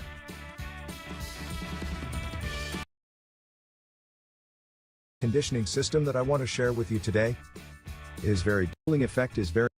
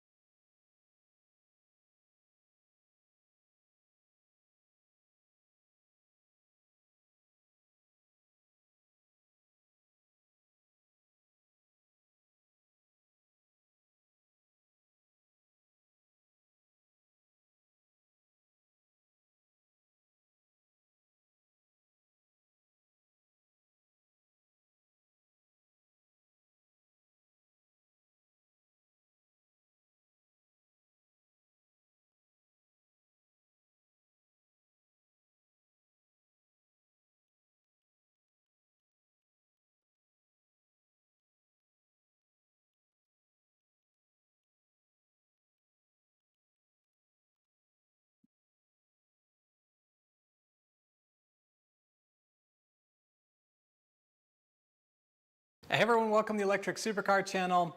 We're going to be installing an AC unit for an electric car. You might be wondering how you make an AC system work with a Tesla swapped car.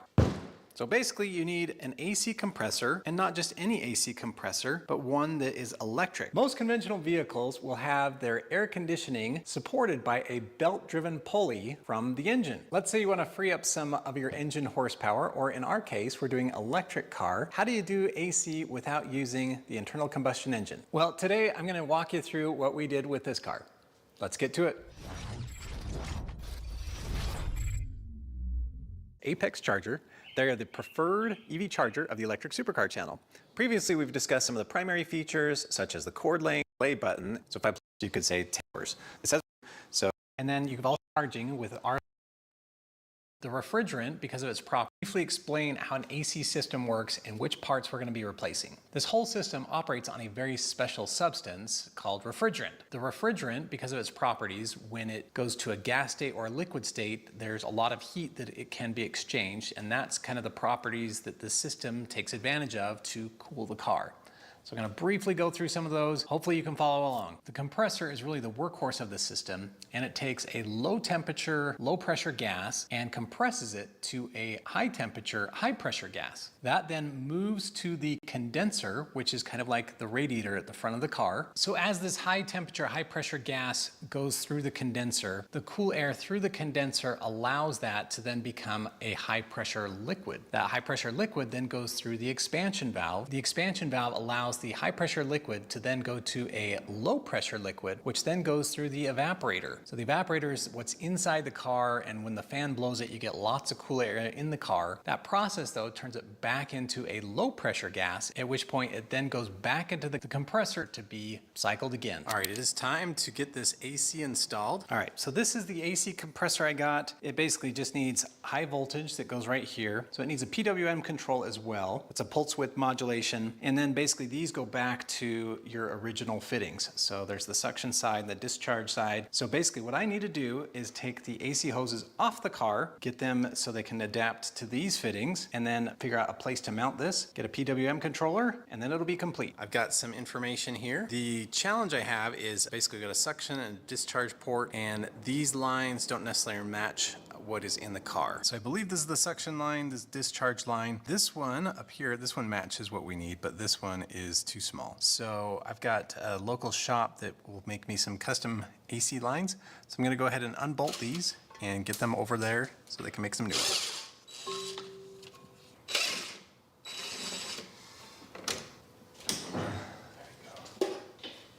So I've got the two lines out. I probably only needed one, but I thought I'd better check with the experts. So I'm gonna go in and get, I think, just this new fitting or a whole new line made. I took the AC hoses off the Nissan and got some new things put on. So essentially the new ends put on so we can connect it to our new AC compressor.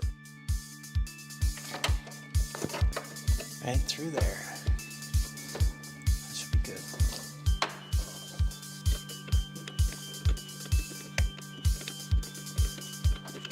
All right, so trying to mount the AC compressor, the natural place that the hoses want to come out is right there. I had a local company make some longer AC hoses that are flexible, so my thought was to put things up here. The way things are coming out and stuff, it just doesn't provide enough room, and so I need to bend one of these tubes. So I got a tubing bender, and we're gonna take one of these off and bend it so we've got a little more room.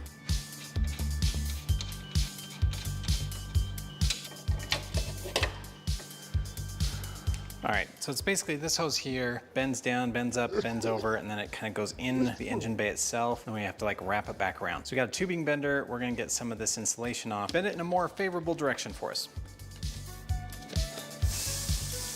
Just have to be a man. Oh my gosh. I want it to go down or up?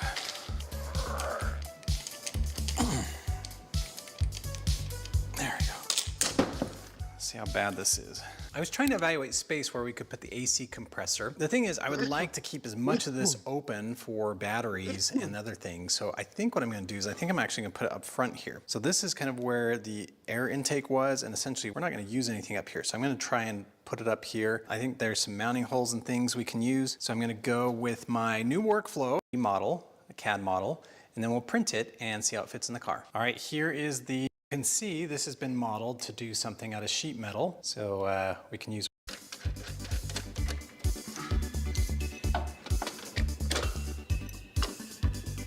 All right, so here's where it ends up. The compressor, everything fits. However, the fittings are such that you couldn't put a hose on. So you're gonna have to make a few changes. So that's the other one. And again, I think you could fit that one on. All right, the space right here didn't really work for the AC. So we actually have another space that's kind of underneath the headlight here. So there's a lot of space over there. The hoses seem like the entrance points for some of those connections are gonna do better. So we're gonna model it up and do it over here. Gotta love it when we get our send cut send packages.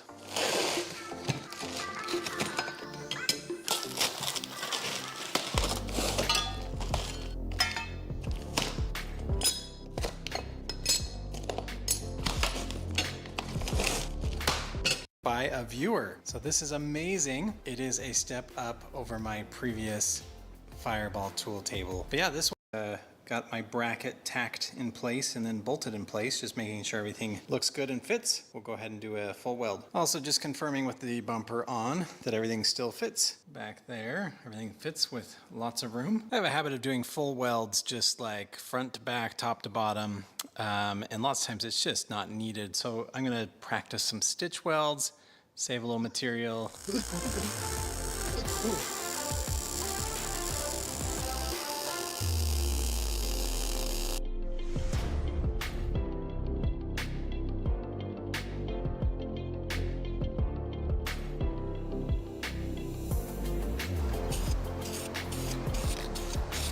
All right, there we are, all painted up. Some good corrosion protection. All right, I know this has nothing to do with AC, but with this send cut send order, we also got the material for the pedal stop. Just right there, so the pedal's fully stopped, but it's got just like the tiniest bit of space. So if they keep pushing, it'll be absorbed.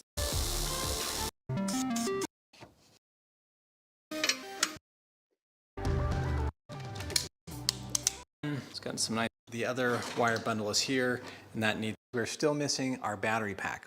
So that's about all we can do for this time. Stay tuned when we get our batteries.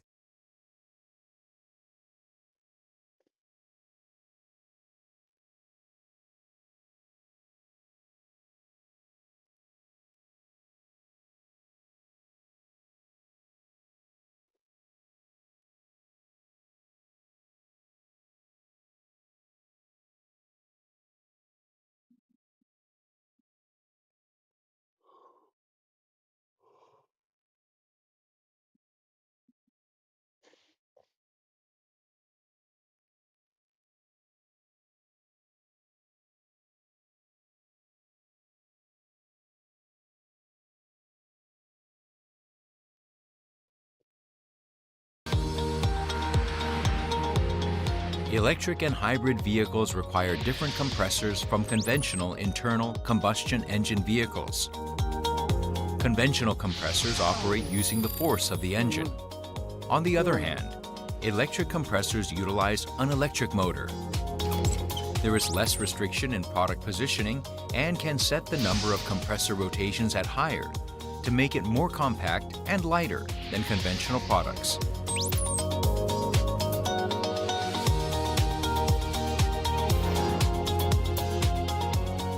This is a demonstration of an electric vehicle's heating system in operation.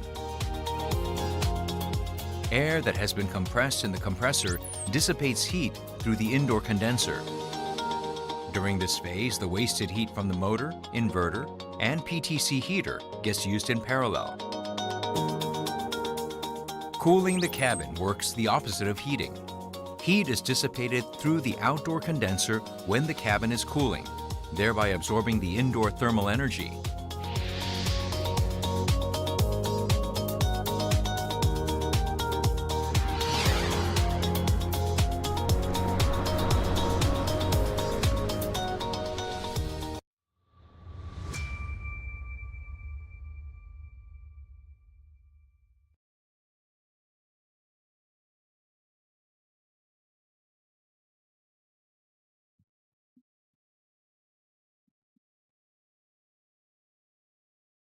So you want to add air conditioning into your vintage vehicle, but you don't know the best way to go about it? Well, on today's episode, we're going to answer that question as to what we believe is the best bang for your buck on how to add air conditioning into your vehicle. Episode, we are going over the Vintage Air Underdash Heritage system. This is their heat and cool system, like their super, or helps some of you guys out. A ton of air.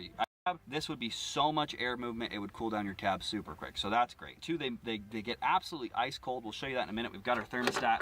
We'll show you just how cold this thing gets. So the AC quality, you're getting really, really high quality air conditioning bracket in the back, and that's it. And then you run your AC lines and run them to your a couple mounting brackets on the side and a mounting bracket in the back, and that's it. And then you run your AC lines and run them to your compressor and your condenser, and everything's done from there. So that's really great and works out perfect. I think they're an attractive unit, and that's just, you know, that's all subjective. They're attractive, they're cool, but it is nice that they're all just self-contained. They normally come in a couple different fascias, so you get like a mother of pearl or an engine turn chrome and engine turn black. We decided to make our own front fascia because we have some wood grain in here. We wanted it to kind of match. But yeah, you can do that kind of stuff. This all comes off and you can fix it. Like a lot of shit, maybe up super fast too.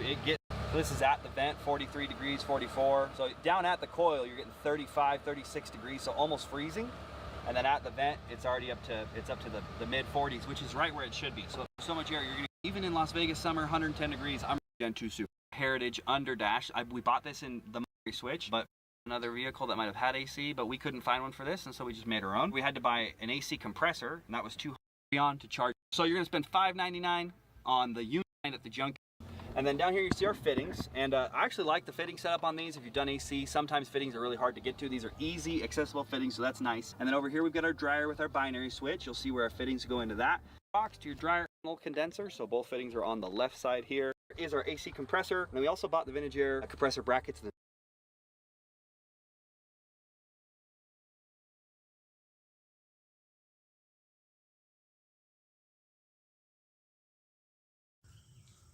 Welcome to RRC TV, because they just don't have a lot of options.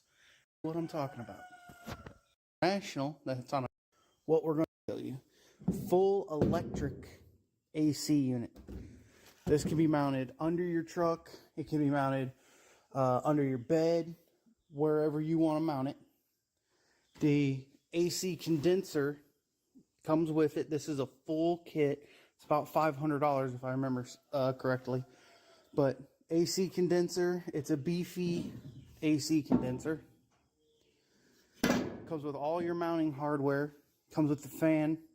Everything has real nice like Deutsch connectors and stuff on it. Like these, weather packed tight, you know.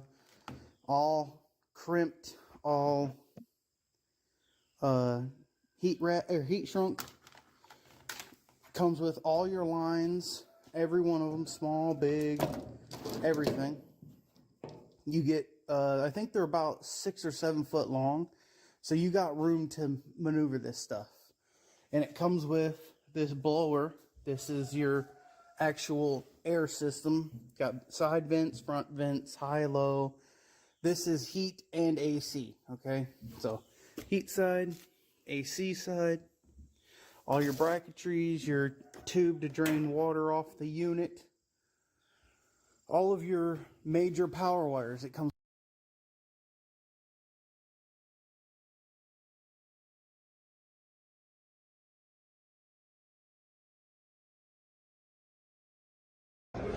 All right, this is going to be eye candy for a lot of you guys. OEM or anything custom that you want to make, you could make. You could use any year model, any custom dash, old hot rods. You have old Mercedes or old Jaguars. You have old vehicles that never had air conditioning. All the components are available for you to modify anything you can possibly dream of or think of. From electric, I mean, check these suckers out. I mean, anything you want to do. It's all available here. You remember your old Yorks and Tecumseh style? Brand new, still made today. Electric water pumps, many, many more electric water pumps, thermal fans, idler pulleys, thermostat housings. You can modify and make anything you could possibly ever. Check out the electric compressors. And I don't know if they're 48 volt. Let's see what their voltage. Yeah, 24 volt electric compressor. That's fine. There you go, 12 volt electric compressor. Now this is what we need for your hot rod conversions. 72 volt. So these are all things that you could use in the hot rod conversions, old classic cars, if you want electric compressors. 144 volts. I'll be happy to feed it back. 24 volts. Yeah, no problem here. Oh, belt. We'll get you what you guys need. Your fan, your blower motors. That would be your supplier. It looks like they might have DC brushless right there. I see a big heat sink. It's right there. DC brushless? This brushless. DC brushless. DC brushless here. So these will have your highest output with the least amount of energy consumption? Correct. That is correct. So don't even go with the old technology, guys. Just jump right into DC brushless. Use your 1 to 10 volt, right? 1 to 10 volt to... I'll go actually right up to 14. Oh, 1 to 14. No, not the voltage to run, but the voltage to control the speed. Oh, what do you use? Or PDM? Oh, 1 to 5 volt. 1 to 5 volt. Okay. So, like, you could use your Arduino. You could use a Raspberry Pi to control something like this and just control it. You could write your own code, and you can control all your HVAC. 1 to 5 volts. Yep. That's amazing. Absolutely. And we have a nice heat sink here. So this is not your cheap Grand Auto part. That is for damn sure. This motor alone, the heat sink weighs more than anything you're going to buy from Grand Auto.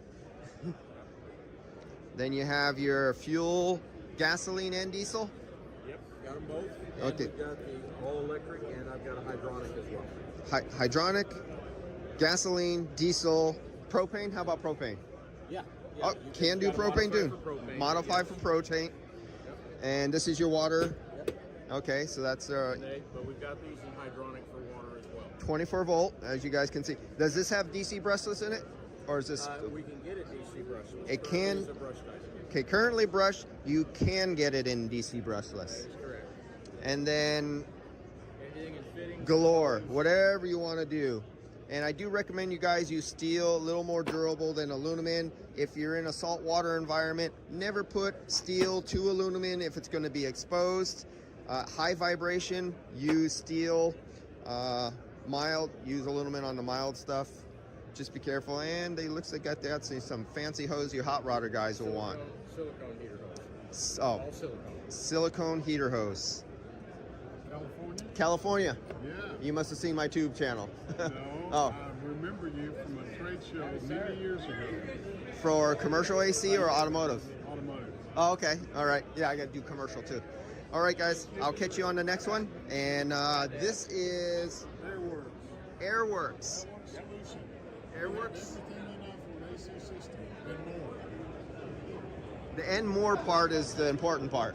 Yeah. All right. Airworks. All right.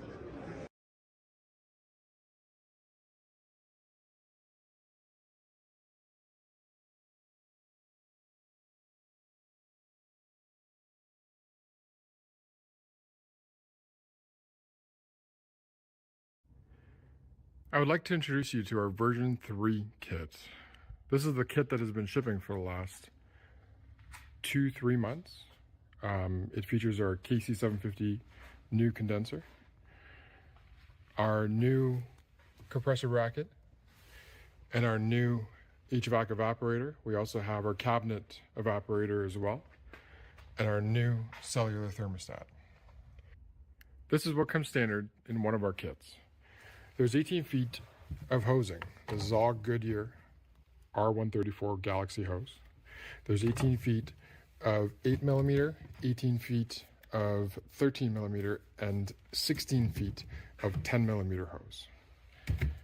This is our new condenser. It's the KC750 with its in and out ports on the side. These are the standard brackets that come for the KC750. They bolt in place right over here. The bolts required to bolt on these brackets. The KC750 condenser comes with dual fans.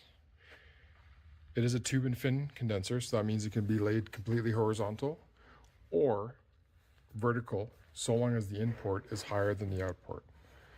It does feature a rock guard